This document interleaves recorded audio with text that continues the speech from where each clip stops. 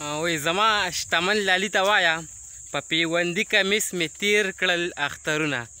ملګرو سلامونه مې واخلئ. زما لاس کې تاسو ګوره چې دا بیلچه ده او دا بیلچه هغه وخت کې کار کوي کله چې ته پټۍ اوبه کې اوبه خور کې، نو دا هغه وخت یې پکارېږي.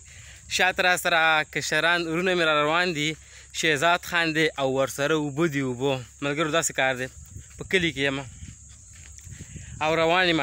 لږ غوټې زیری د جوارو، لږه ځمکه مو نو خالي پرته وه. ما ویل راځه جوار پې وکړه، جوار ښه که نه د کلي خو دا مزې چې خیال به م کړه چې په سوري باندې روان یو. دا د ونو برکت دی، صوبېدارانو برکت دی چې په دې سوري باندې روان یو، ځکه چې په دې ګرمۍ کې خو په غرمو باندې نشي تللی.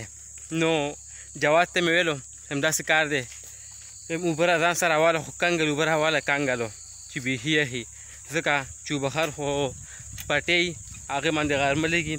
نو څومره چې غرمه په بوټي باندې لګي نو دونه بوټي کامیابي او زر وده کوي. ګنې که ته سوري ته بوټی وکرې نو سوري ته بوټی ښه نه راخېږي.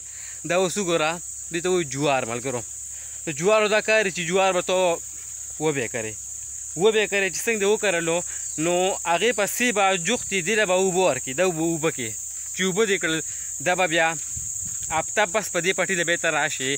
نو دا به ما په خیال یو دوه ګوتې به دا یو بندو، یو ګوته سره یو ګوته یو بندو، د ګوتې یو بندو، دا به دومره غټ شوي وي. دې له بابته کې ته بیا هم یو اوبهخور به ورکړي، اوبه راوشي اوبه به یې کړي او بیا به یو میاشت بعد به دا بیا ګوډ کې ګوډو چې ګوډ دې کو دې له به ته خاوره ورکړي. دا به بیا لکه په ګډېدو باندې به روان یو غټېږي به.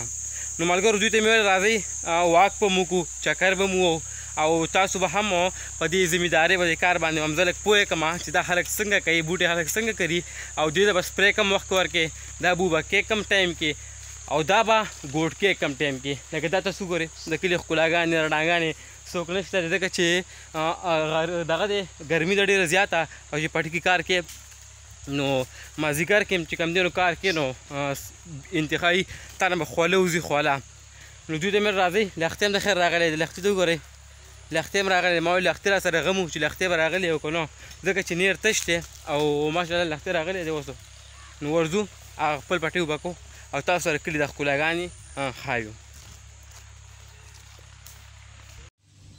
ملګرو څنګه چې ما تاسو ته ویل چې اوبهخور دی، اوبهخور له د خیره راورسېدو او پټي ته بس مخکې چې کوم پټي دی د اوبهخور خو دا ترتیب وي او دا اصول وي چې ستا نه مخکې کوم پټي دي نو پهله به هغوی اوبه کوي او بیا به ته اوبه کوي. دا جوار دی بیا به یې ته اوبه کوې، ځکه چې په ترتیب باندې سټیپ بای سټیپ اوبه به تاله راځي او تا به ورته بند والي.